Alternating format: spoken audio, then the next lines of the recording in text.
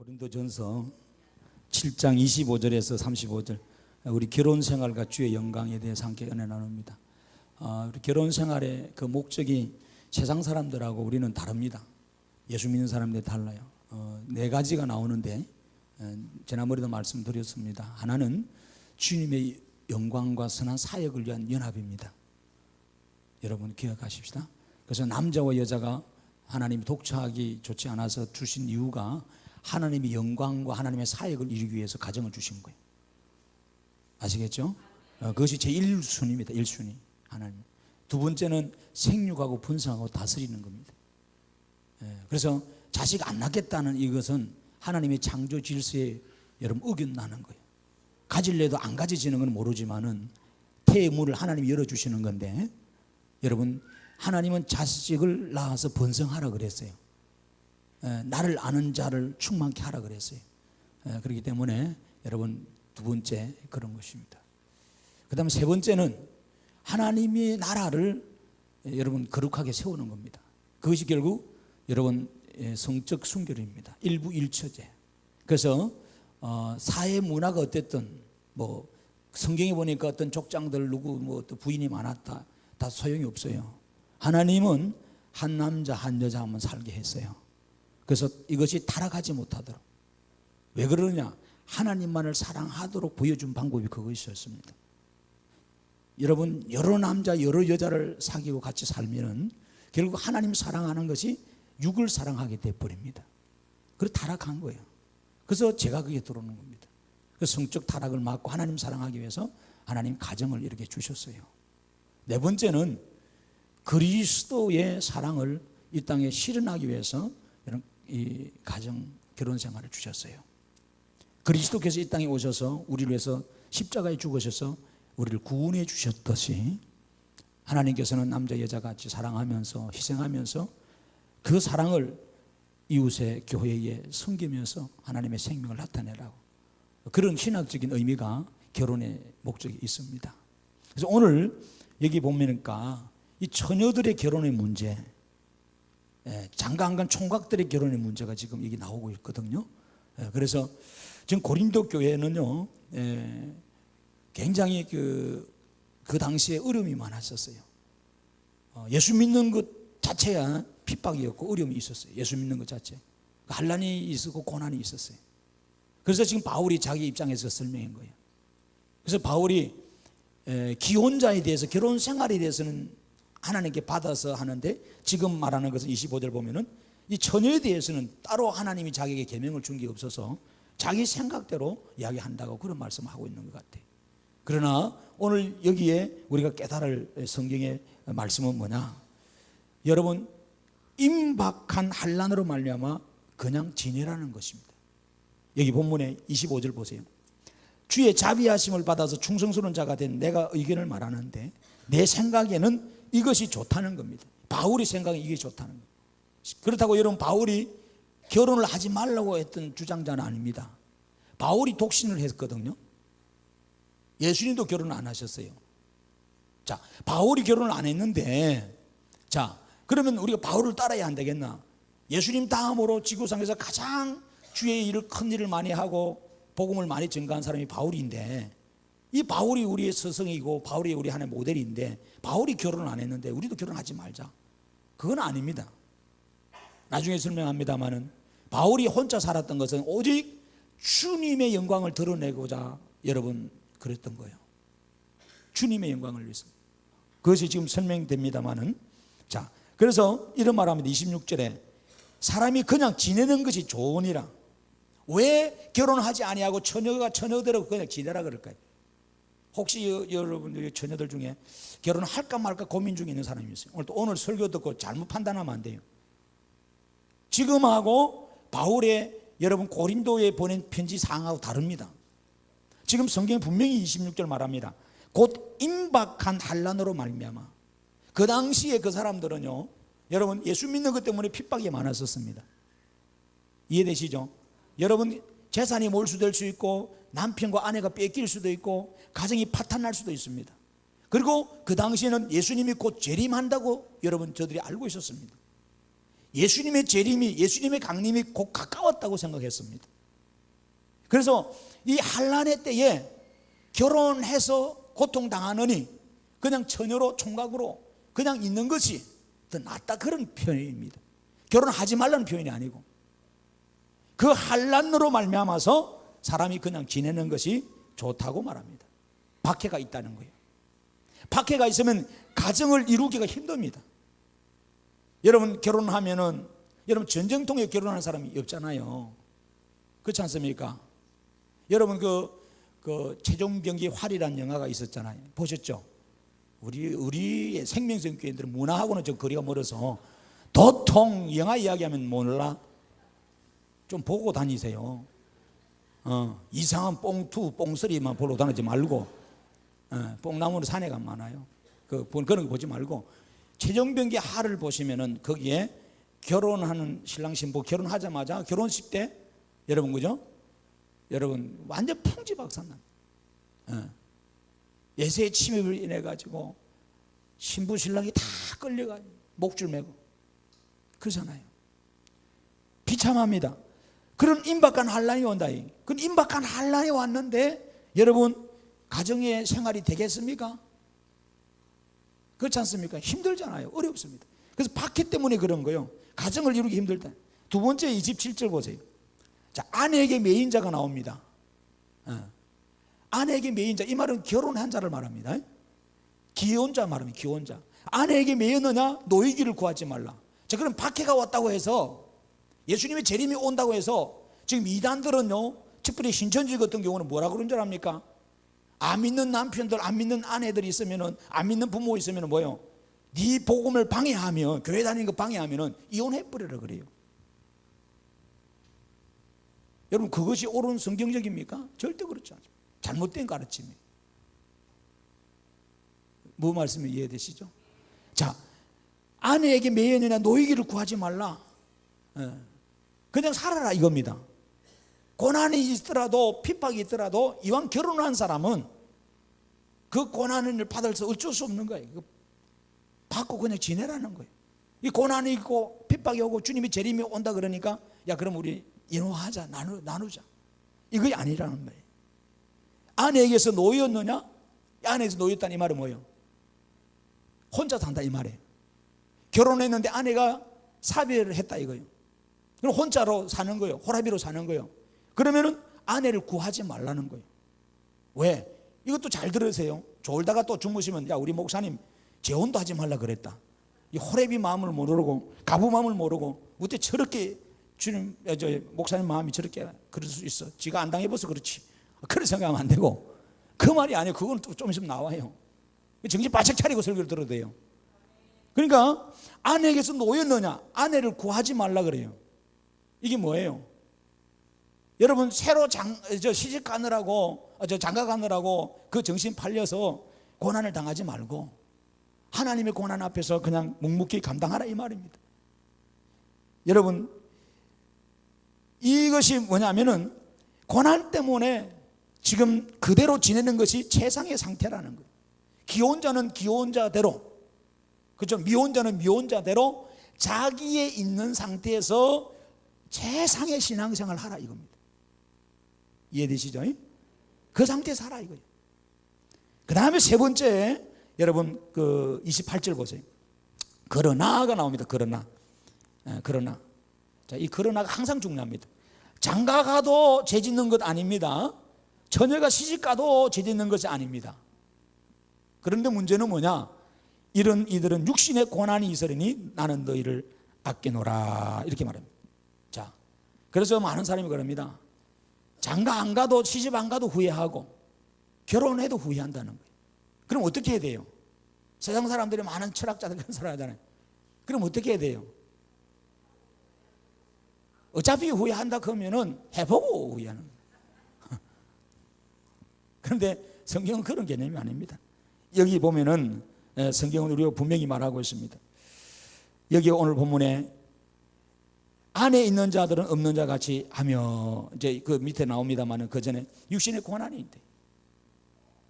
이 결혼 때문에 당하는 아내를 내가 챙겨야 된다든지 남편을 챙겨야 된다든지 이런 고난, 그런 박해, 또 그 매임, 그런 게 있어요. 이것 실어서 실은 예수 믿는 사람들 뭐 선교 지망생 보면, 저도 아는 필리핀의 그 한영계 선교사님이 계시는데, 지금 나이가 얼마 됐는지 모르겠어요. 50 넘었나? 처녀로 삽니다. 아직도 처녀로. 오지부지 가서 부족 선교하는데, 왜 그러냐? 결혼하니까 방해되더라는 거예요. 그 말이 지금 이제 나오죠. 매인다 이 말이요. 여러분 사실 그렇습니다. 요즘 그 결혼 정년기 늦는데, 나이가 늦게까지 혼자 살다가 갑자기 결혼하니까 처음에는 모르는데 좀 있으니까 서로 간섭하더라는 거예요. 자기 사생활에 간섭하고, 돈 쓰는 게 간섭하고, 일찍 들어와 늦게 들어오라, 뭐 옷을 뭐 입니 잘 입니 뭐 자꾸 이러니까 못 살겠다 이거. 혼자 살아야 되겠다. 요즘 사람 이게 귀찮다 이거요. 그런 이유도 있죠. 그러나 여기서 말하는 것은 그보다 더한 겁니다. 이거는 육신의 고난이 있다. 아내 때문에 당하는 고난, 남편 때문에 당하는 고난이 말할 수 있다. 이거 감내해야 된다는 거예요. 여러분, 그리고 바울의 개념에서는 결혼을 하되 이 고난을 감내하라는 겁니다. 이 감내하지 않으면 안 되는 거예요. 그래서 우리가 결혼을 하면은 가정을 책임져야 되고, 자녀를 낳아야 되고, 생활을 해야 되기 때문에 그건 당연히 고난이죠, 그죠? 그렇잖아요. 맨날 뭐 처갓집 득 보려고 그러고, 남편 잘 만나도 득 보려고 그러고, 그렇게 생각하면 안 된단 말이에요. 내가 뭐 애 보는 사람이 그런 말을 해도 안 됩니다. 지 자식 지가 봐야지 누가 볼 거요? 부모한테 맡길 거요? 그럼 그렇게 생각하면 안 되거든요. 그래서 어차피 내가 결혼을 했으면은 이 모든 앞으로 따라오는 모든 부분들, 아기 낳아서 오는 여러분 고난도 있고, 남편에 매여서 오는 고난도 있고, 아내한테 매여서 오는 고난이 있고, 또 양가 친척들 만나는 고난도 있잖아요. 이 부분들에 대해서 감내를 해야 됩니다. 특별히 여기서 말하는 이 고난은 예수 그리스도 때문에 당하는 핍박과 환난과 욕을 말합니다. 자, 그 다음에 네 번째를 보세요. 29절에 여기 때가 단축했다는 말이 나옵니다. 형제들아, 내가 이 말을 하노니 그 때가 단축하여 진고로. 이제 때가, 이 때는 여러분 뭐예요? 환난의 때가 왔다 이거예요. 즉 주님의 재림이 가까이 왔다 이 말입니다. 주님의 재림이 가까이 와서 뭐라 그러냐? 이후부터 안에 있는 자들은 없는 자 같이 하라는 거예요. 이게 무슨 말입니까? 이해 잘 안 되죠? 내 아내가 멀쩡히 있어요. 아내가 있는데 없는 자 같이 하는 거예요. 지금 아내는 참 나에게 기쁨이 주고, 또 내게 뭐예요? 정말로 성경의 아가서를 보면은 안사성 같고 노루 같고 정말 사모한 그런 모습으로 이게 술람의 여인을 솔로몬이 이야기를 하고 있어요. 그렇잖아요. 그래서 예를 들어서 전쟁에 나갈 때 총각으로 나가는 사람하고 아내가 있는데, 그것도 이제 결혼했는데 그 마음이 어디가 있겠어? 전쟁을 제대로 총을 쏘겠어요? 못 쏘죠. 적군이 오면 사실 고개 들고 총을 못 쏘. 왜 그럴까요? 집에 두고 온 아내 생각 때문에, 처자식 생각 때문에. 그래서 사실 그 백제 계백 장군이 전쟁 나갈 때 뭐요? 항산불 전타로 나갈 때 자기 처자식 배고 먼저 나갔잖아요. 사실 그걸 잘 판단해야 돼요. 그 계백 장군이 백제의 대단한 장군 아닙니까? 얼마나 훌륭한 장군이. 그러니까 아내하고 자식이 미워서 뵌 게 아닙니다. 나라를 사랑하는 게 더 컸기 때문에, 나라를 생각한 것 때문에 아내와 자식을 희생시킨 거예요. 그렇게 희생하는 그 계백의 마음은 얼마나 아프겠어요. 여러분, 이것이 우리 영적 원리를 들으셔야 된단 말이에요. 여러분, 때로는 우리 자식한테, 남편, 아내한테 매여가지고 주의 일을 못할 때가 많습니다. 나라 일을 못할 때가 많습니다. 그런데 그걸 아내나 처자식들은, 또 이게 믿음이 없는 사람들은 잘 이해를 못하는 거예요. 여러분, 그건 너무 어리석은 거예요. 29절에 안에 있는 자들은 없는 자 같이 하라. 내가 혼자라는 생각을 가지고 살아라. 자, 우는 자들은 울지 않는 자 같이 하라. 이게 뭔 말일까요? 이 우는 사람들이 있어요. 우는 날이 이제는 이 환난 때문에, 고난 때문에, 예수 믿는 것 때문에 우는데, 우는 날이 곧 거친다 이 말입니다. 그 다음에 세 번째, 기쁜 자들은 기쁘지 않는 자 같이 하라. 여기 기쁜 자는 뭘까요? 세상적으로 기뻐하는 사람들입니다. 세상적으로 기뻐하는데 그 기쁨에 취해서 살지 말라. 네 번째, 매매하는 자들입니다. 장사하는 사업하는 사람들이. 장사하고 사업하는 사람들은 아무것도 없는 자 같지. 아무것도 없으면 장사가 안 됩니다. 사업을 못 합니다. 그러니까 나 돈 하나 없다 생각하라 이거예요. 좀 이전에 말씀합니다. 세상 물건을 쓰는 자들은 다 쓰지 못하는 자 같잖아. 여러분 집집마다 자기가 쓰지도 못하고 좋은 거 얼마나 갖다 놓은지 쇼핑 중독에 대한 분들 보면은 매일 사는 재미로 세 박스 한 번도 뜯어보지 않는 화장품이 얼마나 많은지 몰라. 중독된 사람들이 그런 말씀. 옷도 얼마나 사고 신발도 얼마나 사고 액세서리 사고 좋다는 약은 다 사놓고도 안 먹습니다. 이게 뭐냐면은 여러분 이 세상 것에 취하지 말라는 거예요. 이 세상의 것은 금방 지나간다는 거예요. 금방 사라진다는 거예요. 영원한 하나님의 나라와 그 기업을 위해서 우리가 살아야 된다 이 말을 합니다. 그래서 아내에 매이지 말고 우는 사람들 세상 일 때문에 울지 말고 기뻐하는 세상 일 때문에 기뻐하지 말고 매매하는 사람 돈 자랑하고 장사하는 거기에 매여서 살지 말고 세상 물건을 쓰는 자들은 거기에 썰다가 정신 팔려서 하나님을 등한시 하니까 크게 팔리지 말고 왜? 이 세상의 외형은 지나갑니다. 이 세상의 바깥 모양이 외형은 모양이거든요. 이건 다 사라진다는 거예요. 다 없어진다는 거예요. 그때가 온다는 거예요. 세상의 궁극적인 것에 취해서 살지 말라는 겁니다. 결혼 생활이 어떻게 되는지 알죠. 근데 우리는 사실 결혼 생활하면 뭐요? 신혼이라고 봐주고 결혼 초라고 봐주고 애 낳았다고 봐주고 애 둘째 낳는다고 봐주고 다 봐주다 보니까 아내 기쁘게 하고 남편 기쁘게 하고 살다가 교회를 안 아무것도 못해. 지금 이제 거기 나와요. 그게 합당한지 안 하는지 말씀드립니다. 자, 거기 보십시다. 32절 이제 마지막으로 한번 보세요. 자, 너희가 염려 없기를 원하노라. 장가가지 않는 자하고 시집가지 않는 자하고 그 다음에 장가간 사람하고 시집간 사람 두 부류를 지금 비교하고 있어요. 자, 장가가지 않는 자는 뭐한다? 주의 일을 염려하여 어찌하여 주를 기쁘시게 할까 한다는 겁니다. 다르죠. 그래서 처녀로 있고 총각으로 있을 때는 열심히 교회에서 주의 일을 하고 하나님을 했는데 이제 남편에 매이고 아내한테 매이다 보니까 이제는 주님하고는 관계없는 일을 하더라는 거예요. 하나님의 사역과 관계없이 육신적인 내 남편, 육신적인 내 아내에만 매여가지고 거기에 살더라는 겁니다. 여러분 잘 오해 없이 들으셔야 됩니다. 그러면 부부 결혼해가지고 아내도 남편도 버리란 말이에요. 그게 아내라는 말이에요. 우선순위란 말이에요. 우선순위. 먼저 할 것이 있고 나중 할 것이 있습니다. 굉장히 중요합니다. 굉장히 중요해요. 그래서 여러분 34절 보세요. 마음이 갈라지며 시집가지 않는 자와 처녀는 주의 일을 염려하여 몸과 영을 다 거룩하게 하는데 시집간 자는 세상 일을 염려하여 어찌하여 남편을 기쁘게 하느니라는 거예요.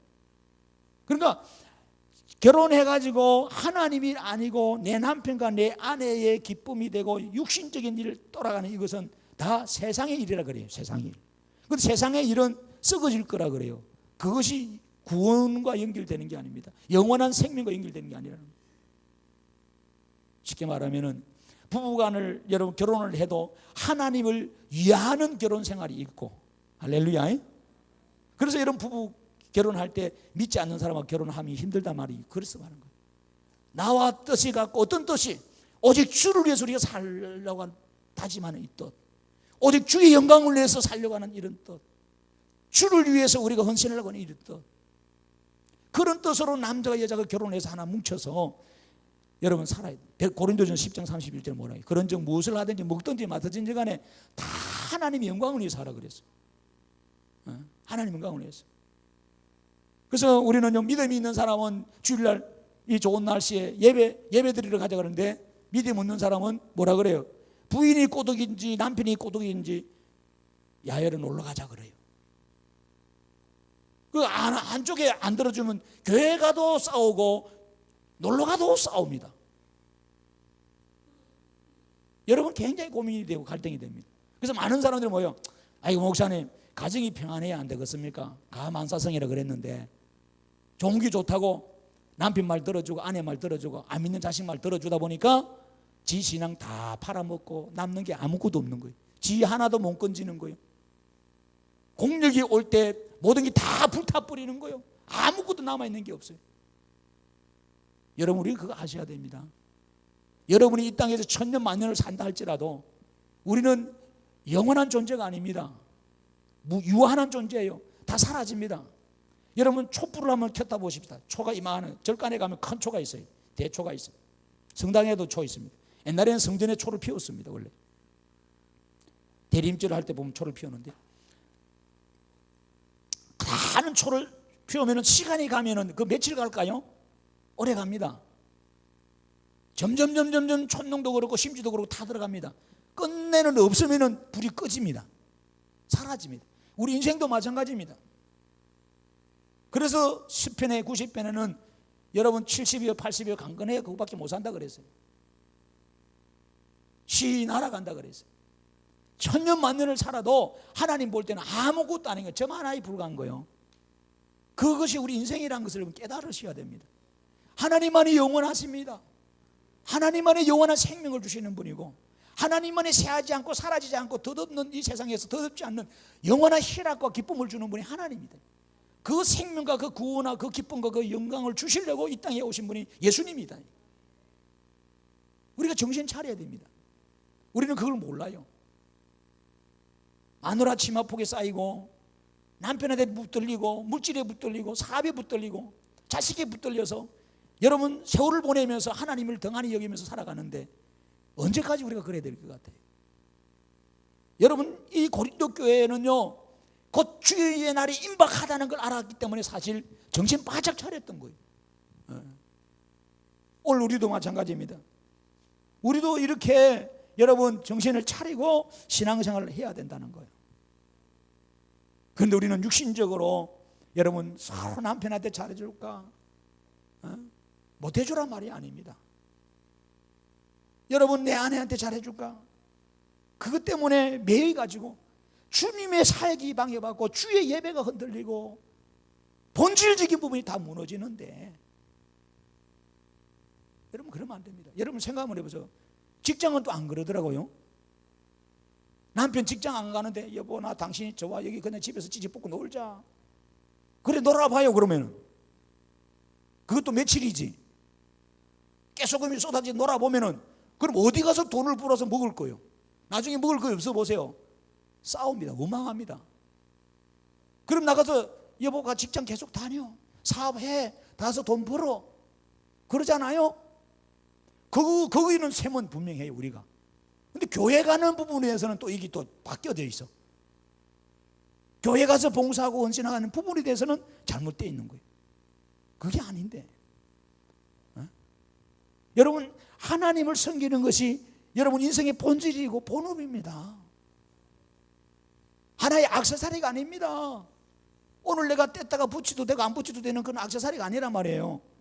내 생명이란 말이에요. 여러분이 아무리 소유가 있고 아무리 좋은 지위를 누려도 다 좋은 걸 가졌다 할지라도 오늘 이 시간에 하나님이 여러분 생명을 거두가 버리면 여러분 아무것도 아닌 거예요. 누가 기억하겠어요? 바람과 사라져 버리고 재에 불과한데, 흙에 불과한데. 그것이 우리입니다. 우리. 근데 하나님은 그런 아무것도 없는 우리를 그렇게 무가치하게 되지 않게 하기 위해서 가치 있고 의미 있고 존재감이 있게 하시려고 예수의 형상을 우리에게 당겨주신 거예요. 이 사실을 여러분 깨달으셔야 돼요. 여기서 이 사실을 깨달을 때만이 여러분이 신앙생활이 변화가 옵니다. 야, 우리 부부가 어떻게 하면 더 열심히 손을 잡고 하나님 앞에 예배하고 기도하고 하나님 선한 사역에 힘쓸까? 이래 나오는 거지. 당신만 가서 열심히 하고 나는 내 혼자 세상 일 잘 관리하고, 이게 아닙니다. 우리는 정신을 차려야 됩니다. 여러분, 세상에는 계속해서 가난한 자가 있습니다. 세상에는 계속해서 불의한 자가 있습니다. 우리가 어떻게 한다고 해결할 수 있는 일이 아니에요. 그러나 우리가 할 수 있는 것은 힘을 다해서 하나님의 선한 사역에 매진해야 된다는 사실이에요. 오늘 성경 그 말씀하고 있는 거예요. 그래서 여러분 35절 오늘 결론적으로 뭐라 그러냐? 내가 이것을 말하면 너의 유익을 위함이라는 거예요. 우리의 유익이라는 거예요. 제가 지금 여러분에게 설교하는 바울의 말은 여러분의 유익이라는 거예요. 그런데 여러분 그걸 잘 못 깨닫는 거예요. 헷갈리는 거예요. 그냥 결혼했으니까 마누라 손잡고 아내 남편 손잡고 잘 먹고 콩닥콩닥 그래 살아라. 예배도 안 나와도 되고 새벽에도 안 나와도 되고 사역도 안 해도 되고 너끼리 잘 나와도 주일 한 번만 나오면 된다, 이렇게 해주면 얼마나 마음 편하겠어요? 얼마나 좋겠어요? 그런데 그게 아니라는 거예요. 그게 아니라는 거예요. 여러분, 옛날에 선지자들은 목에 칼이 들어오도 할 말을 하고 죽었어요. 그래서 예수님의 12제자들 가룟 유다 말고는 나머지 전부 다 예수 만나고 나서 부활하고 나서 성령 받고 나서 뭐 했어요? 나중에 12제자의 인물론 공부할 때 한번 하겠습니다만은 다 순교했어요. 오늘 나타나는 바울조차도 순교했어요. 끝이 다 순교입니다. 비참하게 순교했어요. 비참하게. 여러분 기억하셔야 돼요. 여러분 안에 치마폭에 쌓여서 남편이 들어온 돈 안에서 쌓여서 세상이 좋다 먹고 마시자 즐기세 하려고 하나님이 아내를 주고 남편 주고 사업을 주고 가정을 준 게 절대 아닙니다. 예수 믿는 사람이 이거 정신 차리고 깨달아야 됩니다. 먹든지 마시든지 가정의 우선순위는 여호와의 영광입니다. 그분의 사역입니다. 그분의 뜻을 이루는 것입니다. 여러분, 이 신앙이 정립이 돼야 돼요. 이게 정립이 안 되면 여러분 신앙생활이 믿음이 없다는 말이에요. 그래서 여러분, 내가 너에게 말하면 너의 유익을 위함이고 너에게 올무를 놓으려 함이 아니라는 거예요. 사냥꾼은 멧돼지나 새 올무를 놓아가지고 잡아 죽이죠. 여러분, 잡아 죽이려고 하는 게 아니고 바울이 말하는 것은 이 복음은 살리려고 하는 복음이요. 예수의 십자가는 고난이 아니고 예수의 십자가는 우리에게 생명을 주고자 하는 거예요. 그리고 우리 볼 때는 야 십자가 무섭다, 고난이다, 다 도망가자 그러잖아요. 아닙니다. 이 길을 돌아오라는 겁니다. 돌아오면 지금은 고난이지만은 돌아와 보면 생명이라는 거예요. 그래서 예수님이 마태복음에 뭐라 가르치죠? 세상 사람들은 다 넓은 길로 간다. 넓은 길은 편하다, 좋다. 당장 그런데 가면 끝에 간 게 멸망의 길이더라. 좁은 길은 안 오더라는 거예요. 좁은 길이 십자가 길이죠. 좁은 길은 좁지만은 가서 가까이 보니까 생명이고 큰 길이 열리더라는 거예요. 오직 너희로 하여금 이치에 합당하게 하여 흐트러짐 없이 주를 섬기게 하랍니다. 수많은 철학과 전통과 문화와 계명과 거짓된 사상과 진리가 우리의 신앙을 흐트러지게 해버리는 거예요. 그래서 여러분들은 지금은 정보화 시대입니다. TV 보는 것도 선별해야 되고 스마트 보는 것도 선별해야 되고 책 읽는 것도 선별해서 읽어야 되고 영화 보는 것도 유익한 걸 봐야 되고 노래 듣는 것도 유익한 걸 들어야 되고 그렇습니다. 지금 아무거나 닥치는 대로 드시면 안 돼요. 그러면 여러분 우리 죽습니다. 이해되시죠? 그래서 우리 아이들에게 요즘은 무방비 상태인데 여러분 보여주지 말아야 할 것은 보여주지 말아야 되고 듣게 하지 말아야 할 것은 듣게 하지 말아야 되고 가지 말아야 할 것은 가지 말게 해줘야 됩니다. 근데 지금 이것이 다 잠금장치가 다 풀려버렸어요. 스마트폰이 없는 아이들이 없잖아요. 그래서 앞으로는 대혼란이 옵니다. 그렇잖아요. 오늘 여러분도 마찬가지입니다. 마지막 때 마귀는 우리를 다 잠금장치 풀어버려요. 그래서 이단의 사술이 교회 안에 들어옵니다. 수많은 사람들이 그래서 이단들의 사슬에 넘어가고 그들의 여러분 말에 미혹된다 이 말입니다. 오늘 그렇게 돼서는 안 돼요. 오늘 우리는 흐트러짐 없이 주를 섬기는 자가 되어야 된다. 할렐루야. 다른 복음은 없나니 예수 그리스도 외에는 다른 복음이 없대. 다른 복음을 전하는 자는 천사랄지라도 그는 저주를 받는다니. 기억하셔야 돼요. 그래서 여러분들 주변에 가면은 책들이 많이 나와야지, 기독 책들이. 그러니까 요즘은 책 읽는 것도 조심해야 돼. 신문에 나왔다고 방송에 나왔다고 다 좋은 게 아닙니다. 여러분 기독교 책들을 잘못하면 읽으면요, 여러분이 잘못된 신앙을 가지면 그거 한 빠져나오기 너무 힘듭니다. 이단들은 너무너무 우리가 완벽하게 나오나가 안 나오니까 너후나 니후나가 나오잖아요. 그렇잖아요. 이름 여러분 다른 사람들이 나오는 거지 이단들이 많이 책을 만들어내요. 그래서 여러분 말 읽게 하는 거예요. 읽게 와가지고 교회 와서 빼딱선을 타고 목사 설교 비판이나 하고 그리고 사바사바 해가지고 몇 명 데리고 나가고 지금 이단들이 쓰는 수법입니다. 이 고린도 교회 시대도 그렇고 지금도 그래요. 그래서 여러분 목사의 사명이 바른 말을 해주는 거예요. 하나님 말씀을 바르게 가르쳐 주는 거예요. 여러분들이 여러분이 분별할 능력이 있다고 봅니까? 절대 안 그렇습니다. 제가 볼 때는 없어요. 없어요. 그렇기 때문에 열심히 예배하고 기도하고 말씀 안에서 본질을 찾아가야 돼요. 오늘 여러분, 처녀로 있던, 결혼을 했던, 장가를 갔던, 여러분 장가를 안 갔던, 그게 중요한 게 아닙니다. 우리는 무엇을 하든지 간에 주님의 영광을 도모하는, 주의 선한 사역에 힘쓰는 성도들이 되어야 되겠다는 거예요. 주의 일을 하다 보면 한란과 고난이 당연히 따라옵니다. 안 믿는 남편, 안 믿는 아내, 안 믿는 부모들 욕하고 그럽니다. 그걸 감내하세요. 감내하세요. 그러면서 더 잘하셔야 된다. 지혜가 그래서 필요한 거예요. 오늘 여러분들, 우리는 여러분 믿음의 자녀들이기 때문에 오직 주의 영광을 드러내는 일에 힘써야 되겠다 하는 말입니다. 고린도 교회 시대보다 지금 우리가 얼마나 편한지 몰라. 그렇잖아요. 그래서 우리가 바른 신앙하는 성도들이 되어지시기를 주의 이름으로 축원합니다.